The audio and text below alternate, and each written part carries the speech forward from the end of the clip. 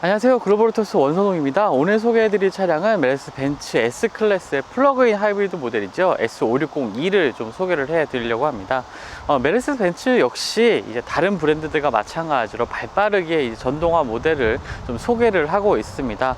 국내 시장 같은 경우에는 2018년도에 GLC를 시작으로 해서 이제 플러그인 하이브리드 모델을 선보여 왔죠. 그 이후에 C클래스와 E클래스, 그 다음에 S클래스까지 이제 플러그인 하이브리드 라인업을 점점 확대해 나가고 있습니다.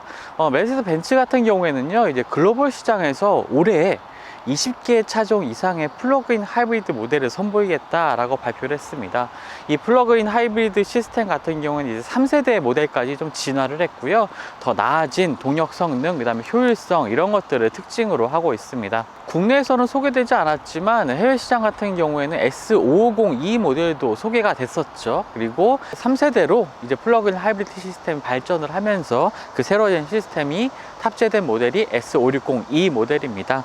전체적인 디자인 같은 경우에는 뭐 S클래스의 디자인을 그대로 답습을 하고 있는 모습입니다. 외관상만 봐서는 사실 이 차량이 플러그인 하이브리드 모델인지 아니면 일반 내연기관 모델인지 좀 구분하기가 어려운 외관을 보여주고 있는데요. 양산 브랜드들이 새로운 디자인의 이 전기차, 플러그인 하이브리드 모델들을 선보이는 것과는 좀 달리 독일 3사와 같이 이 프리미엄 브랜드 같은 경우에는 크게 디자인 차별성을 가져가는 이런 차이를 보여주고 있진 않습니다. 일단 전면부 디자인 같은 경우에 이 헤드램프 같은 경우에 가장 주목할 만한 부분이겠죠. 이제 멀티빔 LED 헤드램프가 적용이 되어 있는데요. 80개 이상의 LED가 조합된 헤드램프입니다. 이런 것들을 통해서 요즘처럼 이제 야간에 시야가 안 좋은 장마철 같은 경우에 오히려 안전하게 주행할 수 있는 여건을 좀 만들어주는 기능이 될 것 같고요. 전체적인 디자인 자체는 S클래스와 동일합니다. 하지만 리어 범퍼 쪽에 이제 완속 충전구가 따로 마련되어 있다는 점, 이 부분을 제외하고는 내연기관과 동일한 이 외관 디자인을 보여주고 있습니다. 네, 이제 적재 공간도 한번 살펴볼 텐데요. 이제 전동식으로 열리는 게이트를 장착을 하고 있고요. 기본적인 적재 공간은 이제 395리터입니다.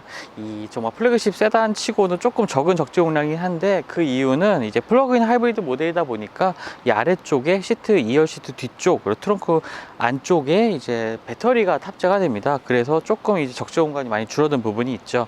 일반적인 S클래스 같은 경우에 한 530리터의 적재 공간을 가지고 있으니까요. 그럼 차이가 한 130리터 정도 좀 차이가 나는 거죠. 아래쪽으로는 이제 수납 공간도 별도로 마련되어 있고요.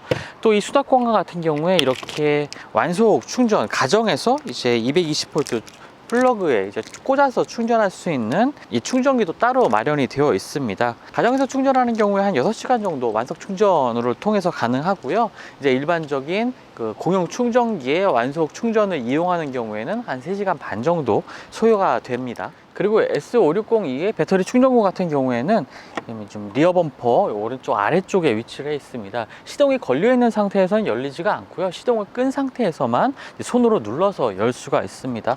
보시는 것처럼 이렇게 완속 충전구가 따로 마련이 되어 있고요. BMW 플러그인 하이브리드 모델과 같이 안쪽에 이 충전 상태를 표시하는 이 램프 같은 것은, 조명 같은 것은 따로 위치해 있지 않습니다. 그리고 일반적인 그 가솔린 주유구 같은 경우에는 이 앞쪽에 위치를 해 있고요. 사실 BMW 플러그인 하이브리드 모델 같은 경우에는 차량의 측면부, 그러니까 운전석 쪽 측면부에 이제 위치해 있고, 벤츠 같은 경우에 이렇게 리어 범퍼 쪽에 위치를 해 있습니다. 이런 차이가 아무래도 좀 충전하는 것이 이 앞쪽이나 차량의 앞쪽이나 뒤쪽에 있는 것이 이 충전구의 소켓에 좀 꽂기도 좀 편한 부분도 있고요. 아무래도 배터리의 위치와 이 충전구의 위치를 좀 가까이 하게 되면 거리가 좀 가까워지기 때문에 그만큼 이 충전되는 데 효율도 높아질 수 있겠죠. 저항도 상당히 좀 줄어들 수 있는 부분이 있겠고요. 그런 부분 때문에 지금 리어 범퍼 쪽에 위치해 있긴 한데, 이런 부분들이 사실 그 뒤쪽에서 이렇게 차량이 추돌하는 경우, 사고가 나는 경우에 이 충전구가 손상이 돼서 좀 이 부분까지 또 교체를 해야 되는 좀 불편함이 있지 않을까라는 생각도 하게 됩니다. 하지만 다 일장일단이 있는 부분인 것 같고요. 네, 그럼 실내도 한번 살펴보도록 하겠습니다. 기본적으로 이제 12.3인치의 대화면 계기판과 인포테인먼트 디스플레이가 적용이 돼서 굉장히 좀 첨단의 이미지를 보여주고 있긴 하지만, 좀 S클래스답게 약간 클래식하면서도 좀 중후한 분위기가 일단 가장 큰 기본 분위기라고 볼 수가 있겠습니다. 디스플레이 하단에는 아날로그 시계까지 좀 장착이 되어 있고요. 이 배기구 디자인 같은 경우에도 요즘에는 이제 길게 대시보드 하단을 가로지르는 이러한 형태로 조금 세련된 이미지도 만들고 있지만 굉장히 좀 클래식한 형태의 원형의 배기구 디자인, 이런 것도 좀 특징이라고 볼 수가 있겠고요. 대시보드의 좌우를 가로지르는 이 넓은 면을 가죽으로 처리를 해서 굉장히 좀 고급스럽고 중후한 분위기를 연출하고 있는 모습을 좀 보여주고 있습니다. 뭐 S클래스다운 실내 분위기라고 볼 수가 있겠죠. 먼저 이 12.3인치 디지털 계기판 같은 경우에는 스티어링 휠 왼쪽에 있는 이 까만 버튼이 있는데요. 이 엄지손가락으로 이제 위아래로 스크롤해서 메뉴를 선택을 하고 눌러서 이제 선택을 할 수가 있습니다. 플러그인 하이브리드 모델답게 조금 효율성에 대한 정보가 조금 더 강화되어 있는 부분이 있는데요. 뭐 연비 정보라든지 출발 후 얼마나 효율적으로 사용을 했는지에 대한 정보들도 이곳에서 나오고 있습니다. 스티어링 휠 같은 경우에는 이제 S클래스 같은 경우에 좌우에 이 터치 방식의 버튼이 제공이 되는데요. 가볍게 터치해서 메뉴를 바꾸는 것만으로도 아주 스크롤이 상당히 좀 편하게 움직일 수가 있고요. 뭐 운전 중에 시선을 이렇게 다른 곳으로 분산시키지 않고도 계기판의 다양한 메뉴라든지 인포테인먼트 시스템을 조작을 할 수가 있습니다. 그리고 자주 쓰는 이 공유장치 같은 버튼들은 이 하단에 이런 식으로 나열이 되어 있고요. 그 아래쪽으로는 재터리도 따로 마련이 되어 있네요. 이제 아래 덮개를 열어보면은 이제 컵홀더 2개가 마련이 되어 있고요. 그 안쪽으로 뭐 키를 이렇게 가볍게 수납할 수 있는 공간도 따로 마련이 되어 있습니다. 시거잭도 하나가 있고요. 그 아래쪽으로는 인포테인먼트 시스템을 조작하는 이제 다이얼을 중심으로 여러 가지 버튼들이 나열이 되어 있습니다. 이 위쪽에 보시는 이 부분에 이제 뭐 목적지를 입력하거나 메뉴를 선택하는 이렇게 스크롤 기능도 따로 마련이 되어 있고, 앞쪽에 있는 다이얼을 돌려서도 또 조작을 할 수가 있습니다. 그리고 이 다이얼 왼쪽으로는 EV 모드를 조작할 수 있는 버튼이 있는데요. EV 모드 같은 경우에는 이제 하이브리드 모드와 E 모드, 그다음에 eSave, 차지 4가지의 이 주행 모드를 지원을 하고 있습니다. 하이브리드 모드 같은 경우에는 차량이 알아서 이제 엔진과 전기 모터를 번갈아 가면서 주행을 하는 거고요. 그 다음에 E 모드 같은 경우에는 배터리 잔량이 충분한 경우에 오로지 전기 모터만으로 주행하는 모드입니다. 최대 31km까지 주행을 할 수가 있고요. 뭐 배터리 잔량이 모두 소모될 때까지 전기 모드로만 주행을 할 수도 있습니다. 이 세이브 모드 같은 경우에는 말 그대로 이제 전기를 절약해서 주행하는 모드이고요. 이제 그보다도 더 이제 전기가 부족한 상황, 배터리 충전이 필요한 경우에는 이제 세이브 모드를 통해서 내연기관만으로 이제 주행을 하면서 배터리를 충전을 하게 되는 거죠. 이 4가지 모드를 활용해서 전기 모드, 그 다음에 내연기관으로의 주행 모드, 내연기관과 전기 모터를 함께 사용하는 이 하이브리드 모드를 통해서 효율적으로 주행을 할 수가 있습니다. 암레스트를 열어보면은 독특한 형태죠. 이제 이쪽을 동승석 쪽을 열면은 동승석 방향으로 열리고, 운전석 쪽에서 버튼을 누르면 운전석 쪽으로 열리고, 이게 좀 사용하기 편한 형태로 되어 있습니다. 일단은 동승석 쪽에서 한번 열어보면요, 안쪽에 이제 스마트폰 충전할 수 있는 무선 충전 패드가 마련이 되어 있고요. 안쪽으로 이제 USB 포트 2개와 함께 이 SD카드 슬롯도 따로 마련이 되어 있습니다. 이 안쪽에 수납 공간이 이렇게 크진 않습니다. 그냥 스마트폰 충전, 그 다음에 작은 짐들만 넣을 수 있는 공간으로 마련이 되어 있고요. 시트 같은 경우에는 이제 도어 트림에 있는 이 시트 모양의 이 버튼들을 눌러서 각도를 조절하고, 허벅지 부분에 지지하는 부분을 늘려서 좀 더 편안하게 주행할 수 있는 시트 포지션을 만들 수가 있습니다. 네, 2열 시트는 뭐 당연히 S클래스답게 정말 넓고 편안한 이 시트를 보여주고 있는데요. 특히나 2열 시트 착자감이 앉자마자 너무 편하다는 생각을 들게 합니다.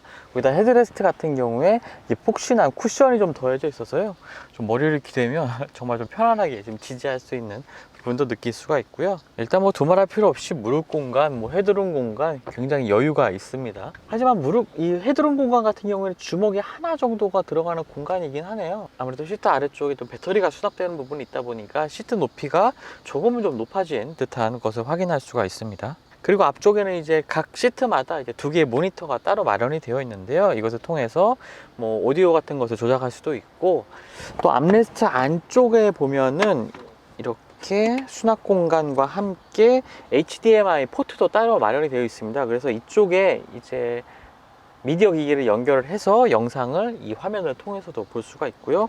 안쪽에 USB 포트 2개, 그리고 이곳에도 무선 충전 패드가 따로 마련이 되어 있습니다. 컵홀더 같은 경우에도 좀 독특하죠. 평소에는 이제 들어가 있는 형태에 있다가 이제 안쪽에 있는 버튼을 누르게 되면 이 컵홀더가 나와서 좀 평평하게 구성이 되고요. 뭐 수납을 할 때는 이렇게 눌러서 컵을 고정을 시킬 수가 있습니다.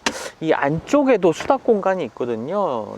열게 되면은 스키스루가 아니라 막혀 있는 공간입니다. 이제 물건을 수납할 수 있는 공간이라고 보시면 되겠고요. 이 부분은 이렇게 평소에는 올려서 사용을 하시면 될 것 같습니다.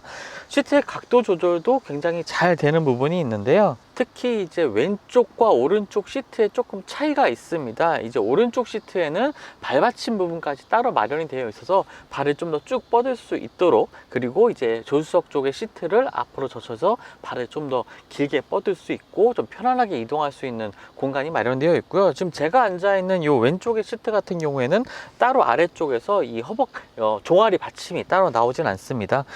각도 같은 경우에도 지금 등받이 각도 같은 경우에도 가장 세워져 있는 상태까지 한번 올려 볼게요. 계속 지금 올라가서 가장 세워져 있는 상태는 지금 상태입니다. 이 상태는 상당히 조금 허리가 좀 서 있는 자세이긴 하지만 일반적인 다른 그 2열 시트에 그 리클라이닝 기능이 있는 다른 세단들을 탔을 때보다 훨씬 이 세워져 있는 상태에서 좀 편안하네요. 아무래도 좀 목 부분을 잘 지지해 주는 부분이 있어서 그런 것 같습니다. 시트를 각도를 한번 높여 보면은 상당히 좀 많이 내려가죠.